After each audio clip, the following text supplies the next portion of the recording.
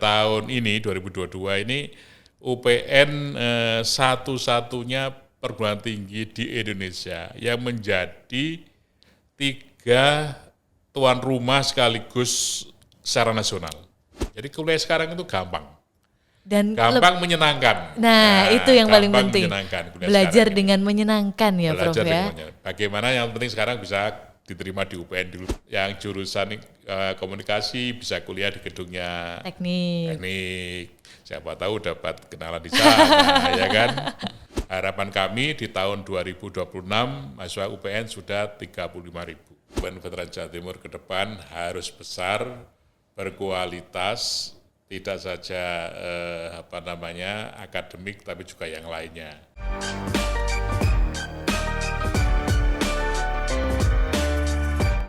Assalamualaikum warahmatullahi wabarakatuh. Selamat siang Sobat Bela Negara. Selamat datang dalam acara podcast Bela Negara. Nah, semoga semuanya hari ini Sobat Bela Negara dalam keadaan yang sehat dimanapun Sobat Bela Negara berada. Hari ini saya kedatangan tamu VIP Sobat Bela Negara ya. Kalau Sobat Bela Negara bisa lihat nih, di sini ada red carpetnya ya. Hari ini kita akan membahas tentang proyeksi menuju 63 tahun UPN Veteran Jawa Timur. Hari ini spesial karena saya bersama dengan Rektor UPN Veteran Jawa Timur, Profesor Dr. Insinyur Ahmad Fauzi, MMT IPU. Selamat siang, Prof. Selamat siang, Mbak Dian. Bagaimana kabarnya, Prof? Alhamdulillah, sehat, salam bahagia. Salam sehat, salam bahagia, karena memang itu ya, Prof ya, yang penting saat ini ya. Betul, supaya imunnya tetap, ini kebetulan kan puasa juga ya, jadi imun dan iman harus kita tingkatkan ini. Siap Prof, supaya tetap imunnya terjaga harus tetap bahagia. Betul. Oke, hari ini Prof, kita akan ngobrol-ngobrol tentang bagaimana sih proyeksi menuju 63 tahun UPN Veteran Jawa Timur, ya, Prof. Betul, memang UPN ini kan berdiri tahun 57 ya, sudah tua ini, 63 tahun ya. Bukan tua, Prof, senior. Senior. Sudah senior ya. Senior, nah, ya. Hari ini kita boleh agak kepo-kepo sedikit ya, Prof ya. Boleh, silakan. Oke, siap. Nah, saya ingin membuka podcast kali ini, Prof, dengan sebuah pertanyaan. Saya kira pantun tadi. Waduh, jangan dulu, Prof. Nanti terakhir saya kasih pantun ya, Prof ya. Nah, setiap universitas negeri itu kan kita diwajibkan untuk melakukan tridharma perguruan tinggi gitu ya, Prof ya. Nah, sejauh ini UPN Veteran Jawa Timur di tahun 2022 ini sudah berkembang sejauh apa, Prof, dari segi tridharma perguruan tinggi? Ya, jadi memang tridharma itu Sobat Bela Negara ya. Tugas utama perguruan tinggi itu adalah melaksanakan tridharma. Tridharma itu adalah pendidikan, penelitian, dan pengabdian masyarakat. Jadi itu tugas utamanya itu, semua perguruan tinggi. Jadi tidak hanya UPN, tapi semua perguruan tinggi. Nah, di UPN sendiri, tridharma ini alhamdulillah tiga-tiganya ini klasternya unggul, A. Tiga-tiganya ini A. Jadi institusinya UPN sendiri sudah A, tridharmanya ini A semuanya. Luar biasa. Ya, pendidikannya A, penelitiannya mandiri itu juga A, dan pengabdian masyarakatnya juga unggul itu A juga. Jadi alhamdulillah kita sudah mencapai pada titik puncak, tetapi tentunya kita nggak boleh puas karena kita harus tetap mengembangkan. Jadi di bidang pendidikan misalnya kita ini punya 28 program studi, nanti Sobat Bela Negara ini bisa memilih salah satunya bagi yang mau kuliah di UPN. 28 ini 50%-nya ini sudah A, yang program studinya ya, program studinya. Dan ada 13 ini sudah terakreditasi internasional. Wow, luar biasa. Ini dari sisi pendidikan. Terus kita juga menerapkan MBKM, Merdeka Belajar Kampus Merdeka. Alhamdulillah kita bisa mengirim mahasiswa ini ke luar negeri cukup banyak, gratis lagi. Wah. Gratis ini Mbak, jadi Mbak Dian.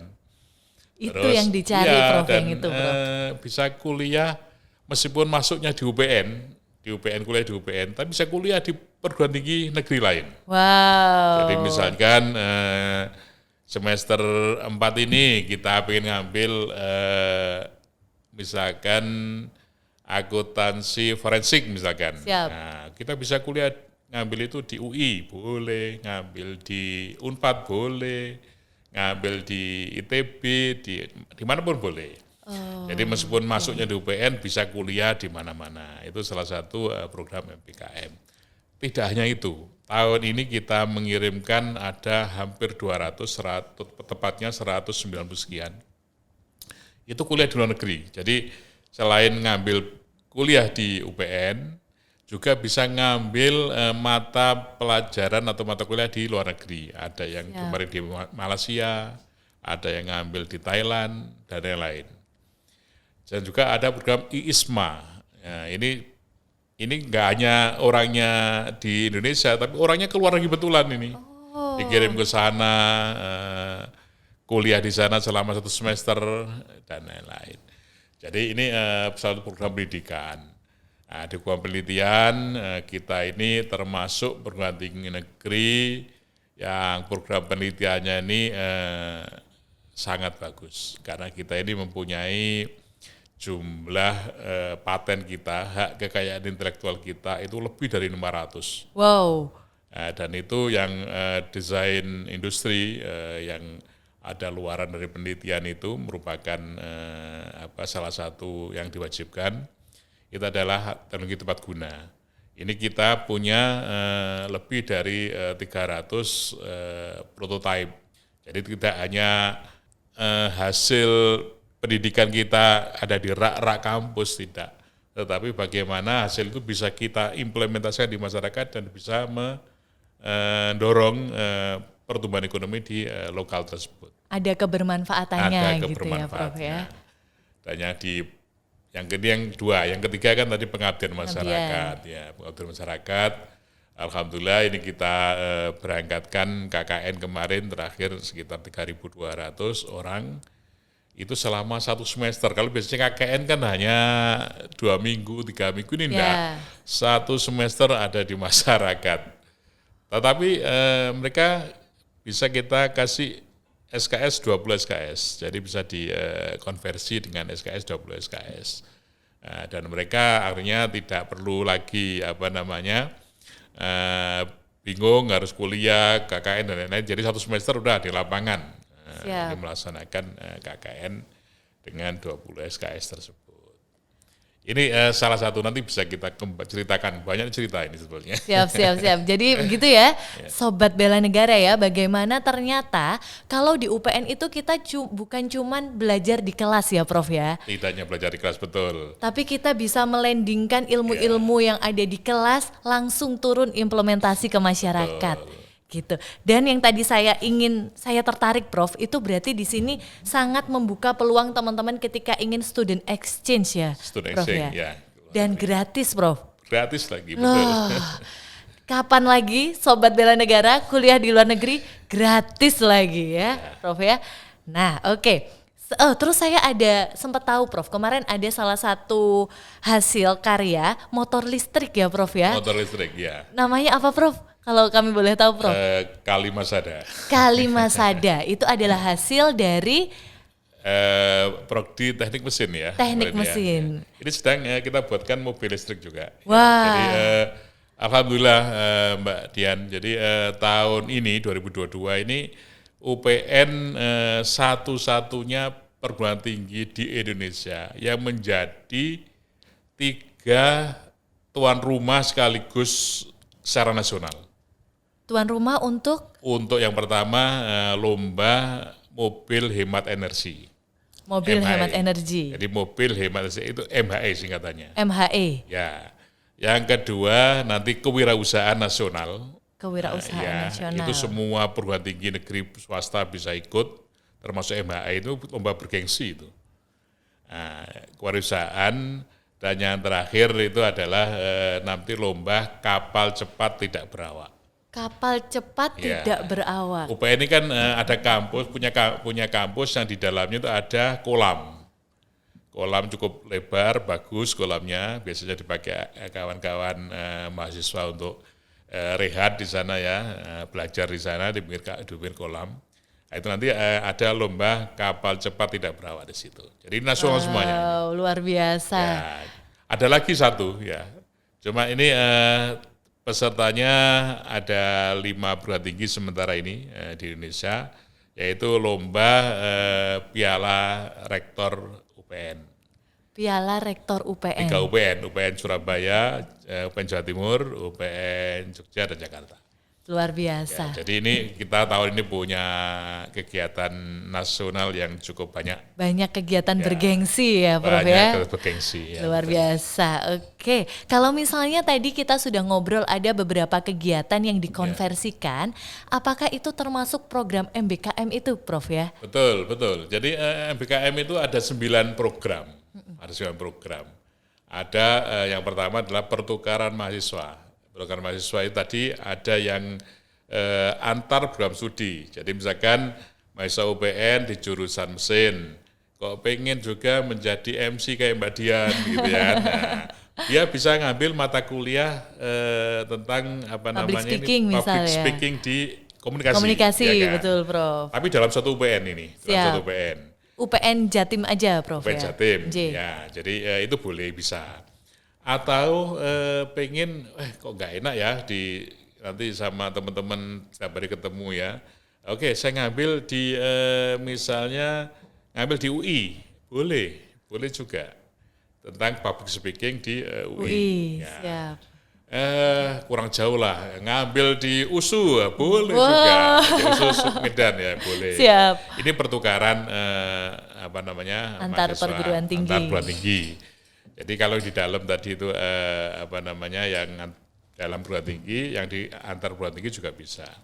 Yang kurang puas lagi ke luar negeri tadi itu ya. Jadi saya jelaskan tadi itu boleh juga. Kurang puas lagi, wes sak wong-wonge kuliah nang luar negeri gitu, selama 1 semester. Yang tadi disampaikan gratis tadi. Gratis 1 semester sak wong-wonge berangkat gitu ya. Siap, Pak. Ya, jadi itu. Terus yang kedua itu ada magang. Jadi kita boleh ada program. Jadi ada 9 program MBKM itu. Ada magang di perusahaan yang multinasional, yang besar-besar ya. Harapannya nanti kawan-kawan mahasiswa UPN ini mempunyai pengalaman. Siap. Pengalaman tidak saja yang di kampus, tapi juga di perusahaan selama 1 semester. Itu kita wadahi. Ada lagi tadi program KKN, ada program mengajar, tapi ada yang menarik lagi. Ini barangkali hanya di UPN ini yang ada ini, sementara, tapi sebenarnya perguruan tinggi yang lain itu juga mungkin ada. Yaitu program pelatihan militer. Pelatihan militer itu ada dari 9 program itu. 9 program di MBKM ada pelatihan militer. Oh. Dan tahun kemarin kita ikutkan Komcat, komponen cadangan 2021, ada 7 orang mahasiswa yang ikut dan pulang alhamdulillah selamat dan makin kuat, makin disiplin dengan pangkat Sersan 2. Wow. Sersan 2 betul ya, Sersan 2. Serda ya. Terus yang sudah alumni yang sudah lulus kemarin sudah ada 1, itu pangkatnya Letnan 2. Wow. Dan ini saya jual juga tahun ini ternyata yang daftar banyak lagi Mbak Dian. Siap Prof. Iya, ternyata banyak yang melirik ya Prof. Ada yang melirik, pengen juga ikut Komcat. Yang sudah daftar kemarin 52 yang daftar itu sudah menyiapkan diri untuk ikut. Baik bahkan ada yang dosen yang pengen daftar ya. Oke lah, bagus saya kira itu. Dari itu 7 orang. Ya, untuk program MBKM dari 9 program tadi itu. Dari 7 orang sekarang 52 ya Prof ya? 52 yang daftar ini. Ini kan belum tutup ya, nanti tutup di bulan Mei. Awal Mei kita baru tutup. Takut-takut satu UPN ikut semua ini Prof ya? Silakan. Baik Prof, tadi ada beberapa program yang itu semuanya bisa dikonversikan ke program MBKM itu ya? Mata kuliahnya ke mata kuliah. Ya. Jadi kan begini, Sobat Bela Negara, yang belum kuliah, yang masih SMA, kan kuliah itu 144 SKS untuk bisa jadi sarjana. Nah, setiap program tadi itu maksimal 3 program itu bisa ngambil 20 SKS. Misalkan mau KKN di masyarakat 1 semester itu dapat 20 SKS. Terus mau ikut pertukaran ke luar negeri 1 semester dapat 20 SKS lagi. Jadi kompetensi misalnya, kompetensi inti dalam prodi. Jadi 144 itu bisa dikurangi 40 SKS sampai 60 SKS di luar kompetensi intinya. Tapi yang lainnya bisa ikut dengan program MBKM itu. Jadi kuliah sekarang itu gampang. Dan menyenangkan. Nah, itu yang paling penting. Belajar dengan menyenangkan ya, Prof ya. Bagaimana yang penting sekarang bisa diterima di UPN dulu ya. Siap. Dan yang paling penting mungkin bisa mengimplementasikan langsung dunia profesional ya, Prof ya. Betul. Itu yang diharapkan oleh Mas Menteri kita, Mas Nadiem, selalu wanti-wanti bagaimana mahasiswa kalau sudah keluar ini bisa langsung bisa berkiprah di masyarakat dalam tanda petik bekerja ya. Nah, makanya kita ini punya target UPN ini bagaimana maksimal 3 bulan setelah lulus itu sudah bisa bekerja dengan baik. Nah, bagaimana caranya? Program MBKM ini kita dorong sebaik-baiknya. 1. Yang kedua, kita mengembangkan program entrepreneur. Ya, jadi setiap semester ini kita ada dari unit atau istilahnya di sini UPT kewirausahaan itu membuka kesempatan belajar untuk menjadi entrepreneur. Bagaimana mahasiswa itu bisa didanai oleh UPN meskipun itu nggak besar sebagai starting point ya, startingnya ya itu bisa membuka startup. Wow. Jadi kira-kira begitu. Ini target kita setiap tahun minimal ada 100 sampai 150 startup baru dari UPN. Luar biasa. Dan mungkin itu yang mungkin bisa menjadi pertimbangan untuk teman-teman Sobat Bela Negara, karena di sini bukan hanya belajar secara akademis ya, Prof ya. Betul. Tapi kita juga dididik, dibina supaya bisa menjadi profesional. Betul sekali. Siap. Nah, kalau saya lihat UPN itu ya, Prof ya, perkembangannya melesat, Prof. Dari tahun 2019 sampai 2022 banyak sekali gedung-gedung baru dan fasilitas yang dibangun, Prof, di sini. Kelihatan kan ya, Prof ya, gedung-gedungnya makin banyak, baru-baru. Nah, dari sini saya ingin kepo, Prof ya, pengen tahu bagaimana sih selanjutnya pemanfaatan fasilitas-fasilitas ini untuk mahasiswa, Prof? Ya, jadi 3 tahun terakhir ini kita membangun gedung ini cukup banyak ini. Ada yang lantai 6 ya, lantai 6 ini kita gunakan untuk mata kuliah umum. Jadi semua mata kuliah umum kuliah di sana, namanya Gedung Kuliah Bersama 1. Terus kemarin bulan Januari kita resmikan lantai 9 dengan jumlah ruangan sekitar 48 itu untuk ruang kuliah bersama 2. Terus ini sedang batu pertama minggu ini akan kita bangun 12 lantai tower, twin tower itu. Twin tower. Ya, jadi 12 lantai gitu. Total 24 lantai berarti nanti, Prof ya? Ya, itu jumlahnya 80 ruangan untuk kuliah. Kenapa ini kita siapkan? Karena UPN harus besar, harus besar. Baik secara kuantitas maupun kualitas. Ya kan? Kualitasnya alhamdulillah kita sudah tadi saya sampaikan sudah semuanya secara nasional. Nah, kuantitasnya kita harus memberikan pelayanan kepada masyarakat untuk bisa kuliah sebanyak-banyaknya di UPN. Karena ini salah satu tugas UPN sebagai perguruan tinggi negeri BLU memberikan pelayanan kepada masyarakat.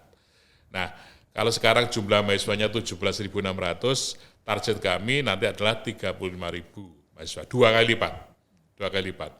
Sehingga mulai sekarang kita siapkan semua infrastrukturnya. Harapan kami di tahun 2026 mahasiswa UPN sudah 35.000. Luar biasa. Ya, jadi ini yang kita siapkan. Pemanfaatnya mulai sekarang ya sudah kita siapkan betul. Ada suatu manajemen kelas ya. berkaca dengan atau berangkat dari MBKM, Merdeka Belajar Kampus Merdeka, yang tidak ada batasan program studi, tidak ada batasan fakultas, maka ruang kuliah juga sama, nggak ada batasannya. Yang jurusan komunikasi bisa kuliah di gedungnya teknik, siapa tahu dapat kenalan di sana, ya kan. Nah, terus hukum kuliah di komunikasi gitu. Siap. Jadi kalau dulu kan biasanya kan Per fakultas gitu ya, Prof, sehingga cinloknya per fakultas. Iya, akhirnya lulus yang komunikasi ketemu komunikasi gitu ya, Prof ya. Ini sekarang ini ya. Jadi ini itu untuk efisiensi dari pemanfaatan ruang kuliah di UPN Veteran Jawa Timur. Ini sudah kita hitung, insya Allah cukup, dan target kita untuk tahun 2026 ini punya mahasiswa 35.000, insya Allah terpenuhi. Kalau target kita 35.000 mahasiswa, prodinya nggak dikembangkan, tidak elok. Karena nanti per prodi akan membengkak, dan itu tidak sehat. Makanya ini sudah kita siapkan membuka 15 program studi baru. 15 program studi baru? Ya, 15 program studi baru. Yaitu salah satunya ada teknik rekayasa cyber misalkan ya. Ada juga, ini bocoran Mbak ini Mbak. Loh nggak apa-apa Prof, ini khusus untuk Sobat Bela Negara yang nonton. Gitu berarti yang nggak nonton rugi Prof ini Prof. Ya, jadi ada rekayasa cyber, ada akuntansi publik, ada logistik, teknik logistik, ada BIPA, Bahasa Indonesia untuk penutur asing. Ini mungkin satu-satunya di Indonesia nanti. Wow. Ya, yang untuk S1 ya, kalau S2 itu ada sudah. BIPA itu sudah ada, tapi untuk BIPA yang S1 di Indonesia insya Allah baru kita. Terus ada bahasa Inggris untuk bisnis. Terus ada lagi S2 banyak. S2 mulai teknologi informasi, komunikasi, administrasi publik dan lain-lain. Ini banyak. Terus masuk peradilan hukum untuk D4 peradilan hukum. Ini barangkali juga baru di UPN nanti ada itu. Nah, ini sedang kita proses. Terus farmasi. Luar biasa. Jadi teman-teman Sobat Bela Negara, silahkan kepoin kita terus untuk tahu update terbaru terkait dengan prodi-prodi baru yang hanya ada di UPN Veteran Jawa Timur. Nah, lanjut Prof. Tadi kita sudah berbicara tentang pendidikan, infrastruktur, pengabdian, penelitian. Saya mendengar kabar kemarin Prof. Ya. Ada beberapa... Kabar apa nih, kok? Oh, kabarnya baik sekali nih Prof. Mendengar beberapa kabar kalau ada beberapa prodi yang mendapatkan akreditasi internasional FIBA. Ya. Prof. Kalau nggak salah betul. ada berapa ya Prof ya? Ada 13. Jadi yang pertama ada 6, tambah lagi 7 yang baru muncul, baru turun ini. Ada 13. Jadi sekarang sudah 50% ya, hampir 45% lah program studi kita sudah terakreditasi internasional. Dari 28, ya. 13-nya terakreditasi internasional FIBA ya Prof ya. Kenapa? Nah, berikutnya kan gitu pertanyaannya, kenapa kok ke sana gitu? Apa untuk gagah-gagahan? Nah. Tidak, saya kira tidak, karena ada tujuan khususnya. Ada suatu atmosfer akademik di UPN ini menuju internasionalisasi. Jadi kalau tanpa itu akan ada sulit ya, mahasiswa kita bisa berkumpul, bergabung, bercengkerama dengan mahasiswa luar negeri yang lain. Karena sekarang yang sudah kita kirim kemarin ISMA ke luar negeri itu juga punya pengalaman yang sama gitu ya.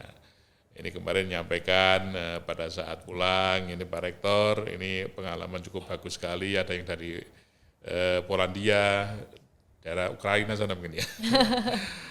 Ada yang di Inggris sudah pulang, di Malaysia, yang paling dekat Malaysia, terus ada lagi di Rusia ya. Dan kalau menurut kami yang paling penting ketika akreditasi FIBA berarti itu kan validitas kualitas dari UPN, nggih Prof nggih. Insya Allah begitu. Jadi saya kira itu dunia mengakui kalau surat akreditasi, apalagi akreditasinya kan diakui oleh Dikti. Siap. Jadi diakui oleh kementerian, akreditasi kita FIBA ini, dan alhamdulillah semua yang kita ajukan ini diakreditasi, sehingga yang lain pergi yang lain bersemangat ini untuk mengejar ya, untuk mengejar atau mengikuti ya akreditasi yang kan banyak itu, ada FIBA, ada ASIIN, ada akreditasi yang lain yang disesuaikan dengan prodinya masing-masing. Oke, kita tunggu nanti hampir semuanya nanti akreditasi internasional insya Allah ya Prof ya. Harus akreditasi internasional. Nah, kalau tadi kita sudah berbicara tentang apa yang ada di dalam dan proyeksi UPN, Prof, saya ingin bertanya untuk tahun-tahun mendatang, apa saja sih target yang ditetapkan oleh UPN Veteran Jawa Timur terlebih untuk mahasiswa dan sivitas akademikanya? Ya, targetnya ya tadi itu yang dari program MPKM tentunya secara kualitas ini kita tingkatkan sehingga targetnya bisa diterima di masyarakat ini lebih cepat. Karena ini merupakan salah satu indikator kinerja utama UPN. Jadi UPN ini punya IKU, indikator kinerja utama, yang itu merupakan target yang ditetapkan oleh kementerian. Salah satunya tadi itu bagaimana lulusan ini bisa diterima di masyarakat secepat mungkin di bawah 3 bulan. Dengan ini ada syaratnya. Ada syarat dan ketentuan berlaku.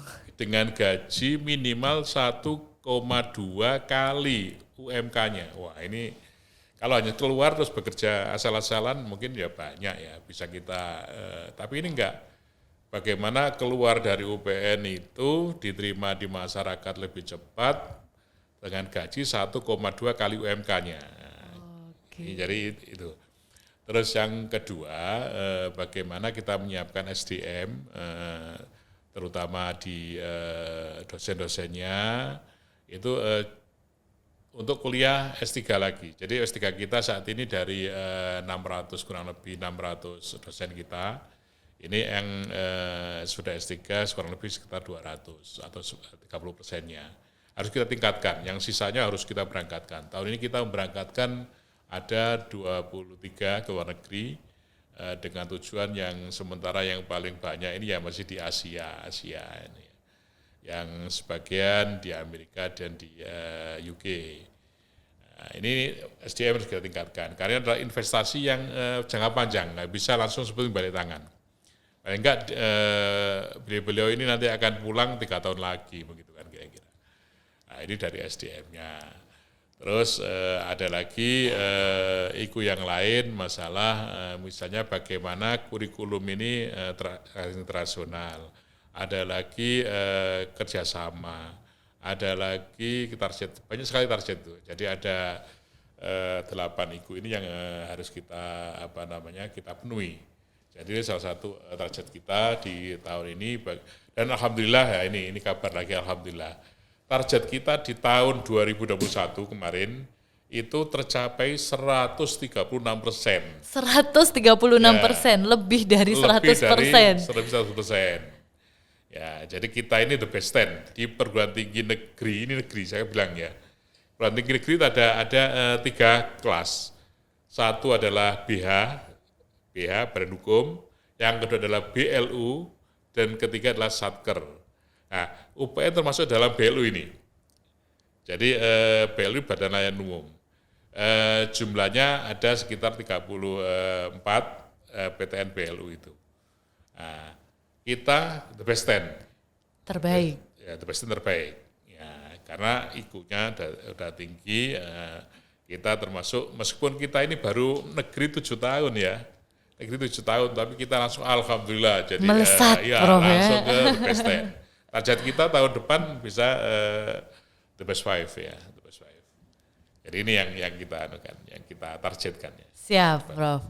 Semoga semuanya nanti bisa bekerja sama supaya lebih terbang gitu ya, Prof ya. Oke. Karena waktu sudah menunjukkan hampir 1 jam ternyata, Prof. Kita ngobrol-ngobrol ini tadi. Ya. Pertanyaan terakhir sekaligus untuk menutup podcast Bela Negara pada hari ini adalah, saya ingin tahu, Prof, harapan Prof Fauzi untuk UPN Veteran Jawa Timur ke depannya. Yang pertama, harapan saya UPN Veteran Jawa Timur ke depan harus besar, berkualitas, tidak saja akademik tapi juga yang lainnya, terutama nanti SDM-nya. Yang kedua adalah kuantitasnya, harus besar secara kuantitas. Karena bagaimana juga kita bisa melayani masyarakat, bisa mendukung pemerintah melalui APK, angka partisipasi kasar, dari kuantitas. Sekarang ini di Jawa Timur baru 29,8%, di nasional 30,4%. Itu APK, angka partisipasi kasar untuk yang kuliah. Harus kita ikut membantu pemerintah untuk bisa menaikkan APK, terutama di Jawa Timur. Kenapa demikian? Karena UPN berada di Jawa Timur, namanya juga UPN Veteran Jawa Timur, ya. Dan itu kebijakan kita, mahasiswa UPN itu 80% di Jawa Timur. Yang 20% kita kasih kesempatan kepada kawan-kawan, sobat bela negara dari Jawa Tengah dan seterusnya, termasuk luar Jawa dan yang lain. Sehingga tahun ini jumlah mahasiswa kita 17.600, itu yang 20% itu dari luar Jawa Timur. Dan itu ada mulai dari Sabang sampai dengan Merauke. Alhamdulillah kita punya mahasiswa sobat bela negara di 34 provinsi. Dan ini juga ada bocoran lagi nih. UPN Veteran Jawa Timur ini insya Allah nanti akan ditunjuk oleh pemerintah sebagai pengelola AMN. AMN? Ya, AMN adalah Asrama Mahasiswa Nusantara. Wah. Yang isinya adalah semua mahasiswa-mahasiswa dari luar Jawa Timur. Dan ini sudah jadi asramanya. Kira-kira tempatnya agak jauh dikit dari UPN, kurang lebih sekitar 7 kilo mungkin dari UPN atau 8 kilo dari UPN. Dan ini insya Allah nanti bulan Oktober akan diresmikan oleh Pak Presiden, Pak Jokowi. Luar biasa, boleh beri tepuk tangan dulu ya, sobat bela negara ya. Ternyata banyak sekali kiprah dan prestasi dari UPN Veteran Jawa Timur. Baik, alhamdulillah. Dan kedepannya jangan khawatir, kalau UPN itu nggak diem aja ya Prof ya, kita akan terus berkembang, melesat dan berkembang. Baik, karena sudah waktunya unstoppable ya.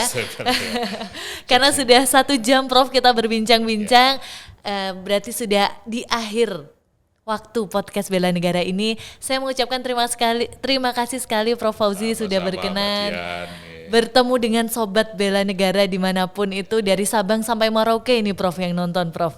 Baik, terima kasih. Ya, jadi kalau di UPN salam bela negara, sukses selalu. Oh, salam bela negara, tetap sukses selalu gitu ya Prof ya.